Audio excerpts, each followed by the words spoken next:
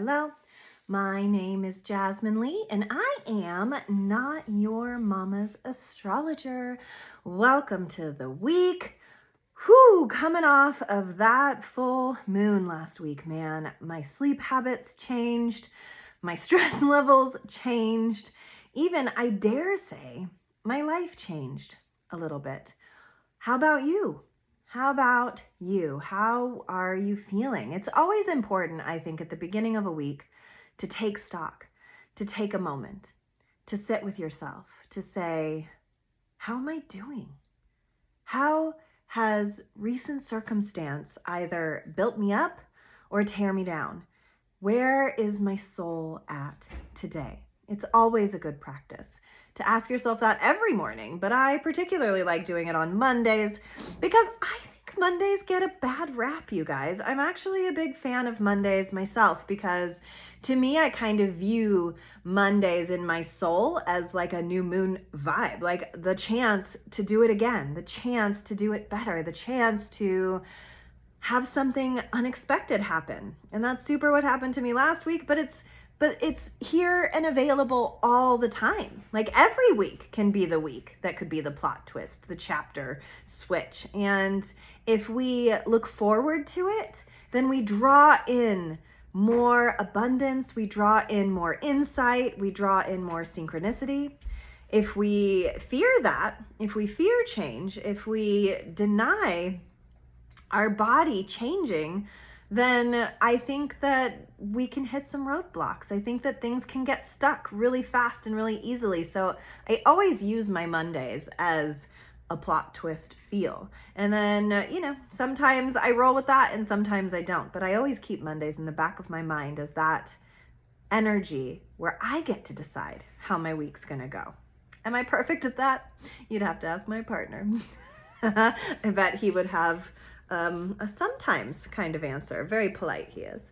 So today, Venus is really making some moves, you guys. She was in Virgo, now she's in Libra. And oh, does she love being in Libra because she rules Libra. So there's a highlight during this time on relationships, friendships, justice, equality, balancing the scales. I think that's great for Indigenous Peoples Day this day, to think about how to balance your own scales. What would a perfect world look like to you? Venus loves these questions. Venus loves to make things beautiful, loves to try to find solutions that are other-oriented. So now would be a really beautiful day to inquire into, how are you relating these days? Have you found yourself wanting to relate, or have you found yourself wanting to disappear more? And it's a good time to bang the drum and get up and get out and find connection, because the yearning for that as everything turns dark, I think, is a really important thing to always keep in our back pocket, that, holding hands in the dark can truly help us find a better way through, because it's not just us having to find a better way. This morning I was at Hyatt Lake and it started snowing so very much, and I'm terrified of driving in the snow. It is not a vibe that I enjoy. And so my partner drove me home safely, and I can't think of anything to represent Venus moving into Libra more beautiful than that there was someone near I could trust and lean into to help me get over something that was feeling very scary inside myself this morning. Made it home safe, didn't die, no Thelma and Louise moments, here we are. So I think that's a great Venusian lesson in that way. And as Venus moves into Libra, Venus is going to then oppose Neptune. So whenever Neptune's in the game, and it's a hard aspect because an opposition is the opposite, sometimes we can have a focus issue. Sometimes we can just feel a little more tired. We just had that full moon in Aries. So having another Libra Aries opposition might feel exhausting, especially since Neptune and Venus. Venus likes to chill and likes all things beautiful and lovely, and Neptune is our dreams and our subconscious. And so when those two are opposing, that can really, to me, equal perhaps a little bit of burnout, perhaps the need to be a little more quiet today, a little more thoughtful about our relationships instead of actively engaged in them, more like the planner, more like the hermit who isn't actually alone, just chooses to be alone to then be able to be back into society more wholly and more fully. So that's kind of the vibe on Monday. Pluto today also goes direct.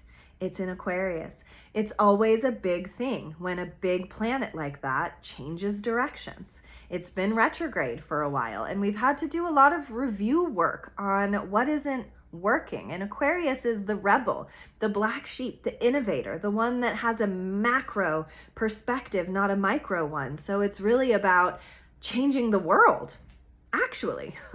So now that it's going direct, we maybe in the past with it retrograde had seen where some of our systems were corrupt. Maybe. Absolutely we have. And the awareness around what's wrong. So that now that it is direct, bigger changes can happen and faster.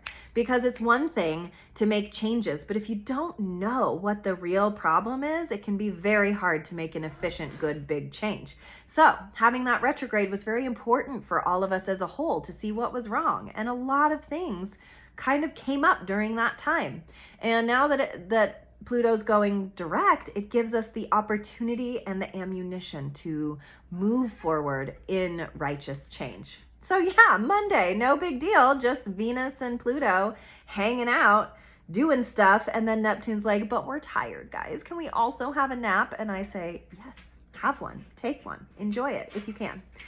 Tuesday then, Venus is still in the conversation. She's going to be trining, which is a really beautiful aspect, Uranus and Pluto. So her moving in these different ways is enabling us to be able to change better, to transform better, to do it in a more beautiful way. Gosh, when I look at these, when I think of Venus, my cat's sneezing. When I think of Venus making beautiful movements with Pluto and Uranus, I think of art. I think of poetry.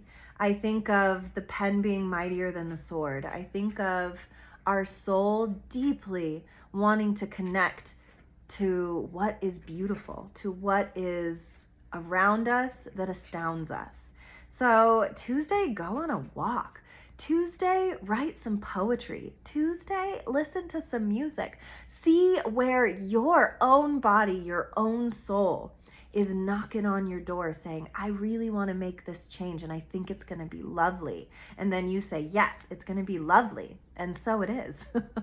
Our thoughts are very powerful things. You know, we do placebo tests in the medical realm for a reason, because it is so far unquantifiable what our mind can really do if we have the belief to back it up. So I see Venus trining Uranus and Pluto as the belief to back it up. Libra has our back to make the transformation that we want to, because we believe we can, because we trust we can, and so we do. We don't ever want to step out on unstable ice. We don't ever want to skate out in the middle of a lake that could just completely collapse from underneath us. We want to feel sure-footed. We want to touch the ice first. We want to make sure there's a solid freeze before bitch be going and skating. However, sometimes we don't always have the facts, the proof that's going to say you're going to make it. Sometimes you just have to go out and skate it and see. And then plan for paradox. Plan for the things that you couldn't have possibly seen coming. And in that way, trusting your life, trusting what you really want, and continuing forward even if you don't know what it's all the way going to look like. So then Thursday, the sun is going to square Jupiter. So Jupiter is our planet of expansion that makes everything bigger, with the sun making Libra bigger. So, you know, like that could go one of two ways. Sun in Libra squaring Jupiter could be, if we're talking Libra vibes, very big emphasis on what is up in how you are relating. Big emphasis on justice, big emphasis on equality, big emphasis on justice. What are we really doing here? And so I love that for anybody who's making a rabble rouse out in the world, because it is a time to be able to be heard on a grander scale, to be able to have people listen to us in a deeper way, to be able to connect in a simpler fashion. And really, that's what, to me, all life is about, is finding connection, finding the chord, finding the ways in which we're more together than separate, we're more alike than not, is really important, because we can't find solutions, we can't change the world if we see it as an enemy, if we see it as an opposition, if we see it as something we need to fight against. What pops to mind in my head right now is this AI-35, I think that's what it's called, this spaceship that gets all of this. Some people are paying attention to it, some aren't. Some people think it's aliens, some people think it's a comet, some people think it's gonna come attack us. Actually, anybody who thinks that it's like an alien vessel who's putting out stuff gets scared. And why is that? Why do we get scared at the idea or possibility of, an extraterrestrial or something bigger than us coming to talk to us? Because it's completely unknown. Because it is the expansion of what we can imagine but can't quite touch yet.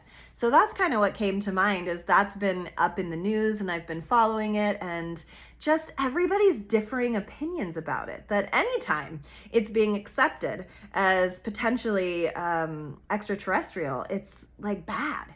There's this danger, there's this instant knee-jerk reaction to want to attack or defend or whatever.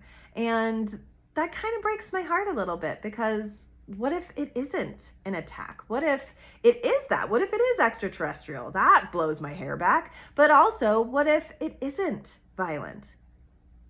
It's something to think about when we're always assuming something.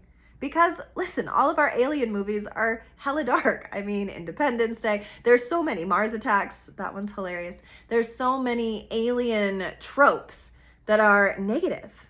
But I really, in my heart, choose to see that if there is life on other planets, which surely there must be, we surely are not alone, that they can't all be bad or mean or angry. That maybe we are mirroring our own country, our own world's dissension by viewing that as a negative, scary thing. So I just wanted to put that into the universe, because Sun squaring Jupiter makes the world bigger. It makes everything going on bigger. So towards the end of this week, there might be some drama queens. There might be some drama in general. Or there could be some big changes or some big, aha moments. And I'm so here for all of that. And then we get to end the week, which is a little scary. We end the week with Mercury right on top of Mars. So how we're thinking and our warrior vibes are sizzling together. Oh my goodness. That is quite the show it could put on. So I just want you, from me to you, if you are thinking something and you are feeling like you need to say that something, I want you to take a breath. I want you to think about that first. Don't just say it. Think about if it really needs to be said. Think about, wow, this actually has to happen, because sometimes big astrology happens, like Mercury being right on top of Mars will happen to get it out, because it's been festering, because it's been in there. And girl, get down with your bad self if you got to say it, if you got to scream it, if you got to punch a wall, do what you got to do. Just know that this astrology is bigger energy. And so anything that you're thinking is going to be bigger than maybe it would be on any other given Sunday. So just think about that. Just know that sometimes the astrology works for or against us, and to understand that what is coming up is going to be a defense mechanism, because it is your warrior. It is your fighter. It is the fight back. It is the need to protect oneself. So there might be more defensiveness. There also might be some loud statements. Again, totally here for it. Just wanting you guys to know that you are the orchestrator of your own voice. You get to choose what you're choosing to say. And the card that I pulled is a change in the wind. Yes, anytime Aquarius is in the ball game, anytime a big old planet like Pluto goes direct in Aquarius, change, transformation. Pluto is always asking us to transform, and it's not pretty. Pluto energy can be the very, anything but that. And Pluto says, that's a great idea. I'm going to give you that. And then you say, okay, Pluto, all right, but no more of that. And Pluto's like, oh my God, that's such a good idea. I'm just going to keep doing that. And it is only until you say, Okay, I surrender. Anything. Just teach me. Pluto's like, now you got it. Now you get to change. Now you get to move. I love this card because it's like a zebra and there's like a tower on it and there's like stuff flying off it and the wind is going and I'm like, why is there a zebra? I don't know, but I like to think that, you know, I think of that Shel Silverstein poem about the zebra saying, am I black with white stripes or am I white with black stripes? And that kind of cracks me up because there is no right or wrong answer to what you are. There isn't. It's just about how you share it and work together in this world with it. So our actions matter, our words matter, our relationships matter. It all builds towards a collective whole. And if we could all just work on ourselves to then be of service to others, we'd be ballin'. We would. We'd be living a better, richer life because we would be giving ourselves what we need to then fill up to give to others. And what a beautiful world that would be if we were all doing that. But alas, we do not live in a perfect world. There's Mercury on top of Mars coming on in to say all the crazy things. And I hope whatever comes out turns into something that is a deep lesson that you are thankful for. Thank you so much for listening. Remember, if you leave a review on my Apple podcast and you screenshot it and you go find me on Instagram at Jasmine Lee Astrology and you message me the screenshot, I will message you a little tarot story and you're gonna love it. I promise. It's one of my favorite things to do. I so appreciate you guys listening, sharing, liking, commenting. That's what keeps the magic going. And I will see you next week.